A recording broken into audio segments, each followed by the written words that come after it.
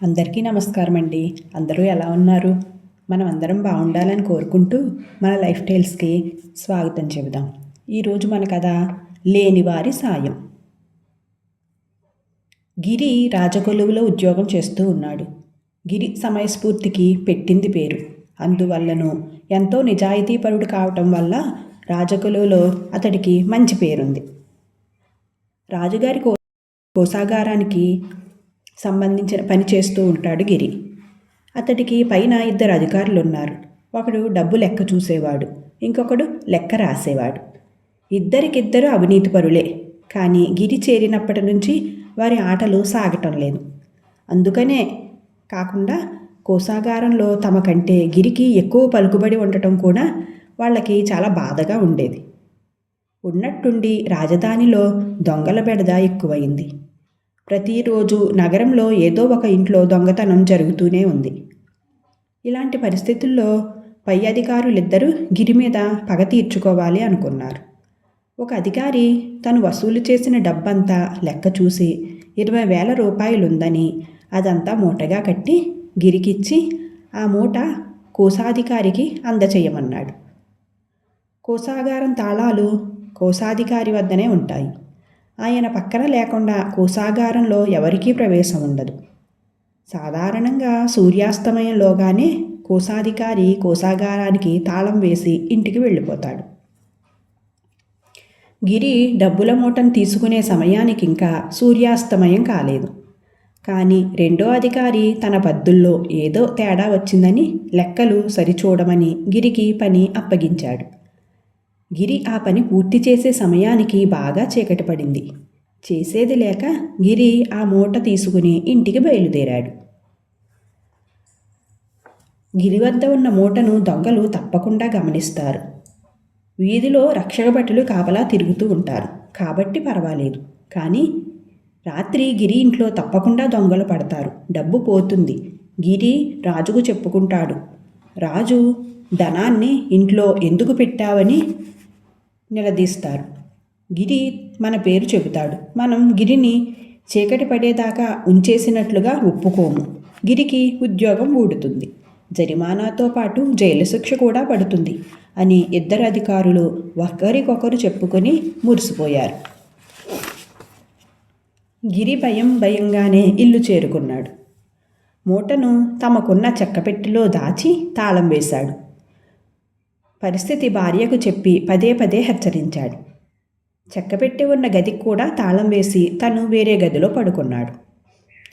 ఒక రాత్రివేళ దొంగలు రానే వచ్చారు.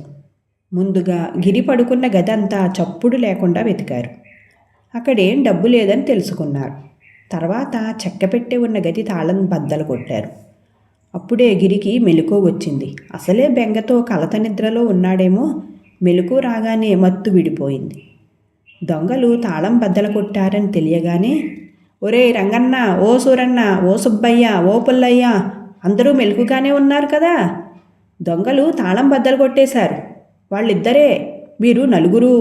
సంఖ్యాబలంలోనే కాదు, బలంలో కూడా వాళ్ళు మీకు చాలరు. సిద్ధంగా ఉండండి అంటూ గట్టిగా అరిచాడు. ఆ అరుపులు వినగానే డబ్బున్న గదిలో 4 బలమైన కాపలావాళ్లున్నారని దొంగలు అనుమానించి వెంటనే అక్కడి నుంచి పరుగు తీసేశారు. గిరి భార్య ఆశ్చర్యంగా, మీరు పిలిచిన వాళ్ళు ఎక్కడున్నారండి అని అడిగింది. గిరి నవ్వి, ఉన్నా కానీ మనుషులు సహాయం చేస్తారా? చిక్కుల్లో పెడతారు కానీ ఇలాంటప్పుడు లేని మనుషులే సహాయం చేయగలరు. అందుకే వాళ్లను పిలిచాను అన్నాడు. భార్య అతడి సమయస్ఫూర్తికి మెచ్చుకుని సంబరపడింది. మర్నాడు గిరి యథాప్రకారం కోశాగారంలో డబ్బును జమ చేసి వస్తే అతడి పై అధికారులు ముఖం మార్చుకున్నారు. కథ సుఖాంతం. ఇప్పుడు మనం గానయ్య గానం కథ చెప్పుకుందాం. గానాపురం గ్రామం అద్దకం పనికి పెట్టింది పేరు. ఆ ఊరిలో అందరూ అద్దకం పని మీద జీవనాధారం కొనసాగుతూ ఉంటుంది. గ్రామ పెద్ద బోషయ్య. వారిలో ఎవరికి ఎటువంటి అవసరం వచ్చినా వాళ్ళ పనులన్నీ చక్కబెట్టించి వారి మాట సహాయం చేస్తూ ఉండేవాడు. పొరుగురిలో ఉండే సుబ్బయ్యకు కూడా అద్దకం పని ప్రారంభించాలని మనసు కలిగింది. మల్లారంలో ఉండే వెంకయ్యని తన స్నేహితుడిని తీసుకుని భూషయ్య ఇంటికి వెళ్ళాడు. గ్రామ పెద్ద అయిన భూషయ్యతో, నా అద్దకం పనికి మీ ఊరు నుంచి పనివారు 1 డజన్ మంది కావాలి అని అడిగాడు. భూషయ్య కాసేపు ఆలోచించి, మీ వల్ల మా ఊరికి ఉపకారం జరుగుతుంది, మా వాళ్ళు వస్తారు, కానీ నెలకి వారం రోజులు అన్నారు కదా, ఆ సమయంలో కృష్ణపక్ష ఏకాదశి రాకుండా చూడాలి. ఎందుకంటే ఆ రోజున మా ఊళ్ళో గానయ్య గానం చేస్తాడు. మా ఊళ్ళో ఏ ఒక్కరూ కూడా ఆ గానం వినే అవకాశాన్ని మాత్రం వదులుకోరు. ఎంత లాభం వచ్చినా సరే ఆ సమయాన్ని డబ్బుతో లెక్క చెయ్యరు అని అన్నాడు. అప్పుడు సుబ్బయ్య కుతూహలం ఇంకా పెరిగిపోయింది. అతడికి షరతును అంగీకరించి, అది సరే, మరి ఒక్కసారి మీ వాళ్లను రప్పించండి, ముఖాముఖి మాట్లాడుకోవచ్చు కదా అన్నాడు. భూషయ్య తల అడ్డంగా ఊపి, మా వాళ్ళు పగలంతా పనిలో ఉంటారు, చీకటి పడే వేళకు కానీ వాళ్ళు మాటలకు దొరకరు. అయితే ఈరోజు గానయ్య గానం ఉంది. నెలకొక్కసారి మాత్రమే వచ్చే ఈ అవకాశం ఊళ్ళో ఎవరూ వదులుకోరు. కాబట్టి మనం రేపు రాత్రి సమావేశం ఏర్పాటు చేసుకుందాం అన్నాడు. గానయ్య పాట వినాలని తహతహలాడిపోతూ ఉన్న సుబ్బయ్యకి ఈ ఏర్పాటు నచ్చింది. ఆ రాత్రి గాన కచేరీ జరిగింది. ఎంతో ఆశపడి వెళ్ళిన సుబ్బయ్యకి నిరుత్సాహమే ఎదురైంది. గానయ్య గొంతు కర్ణకఠోరంగా ఉంది. ఆ పాట వినడం ఒక భయంకర అనుభవంగా తోచిన సుబ్బయ్య చుట్టూ చూస్తే గ్రామస్తులందరూ కనులు మూసుకుని ఎంతో పారవశంతో తాళం వేస్తూ ఎంతో ఆనందపడిపోతూ వింటున్నారు. అక్కడి నుంచి లేచి వెళ్ళిపోతే బావుణ్ణు, లేవకపోతే పాట వినడం చాలా కష్టంగా ఉంది. గానం కొనసాగుతున్నంతసేపు నరకయాతన అనుభవించిన సుబ్బయ్య కచేరీ ముగిసిన వెంటనే తేలికగా ఊపిరి పీల్చుకున్నాడు. ఇంటికి వెళ్ళాక వెంకయ్య, మా గానయ్య పాట మీకు ఎలా అనిపించింది అని అడిగాడు సుబ్బయ్యని. సుబ్బయ్య నిజం చెప్పాలనుకున్నాడు, కానీ మిత్రుడి ముఖం చూస్తే జాలేసింది.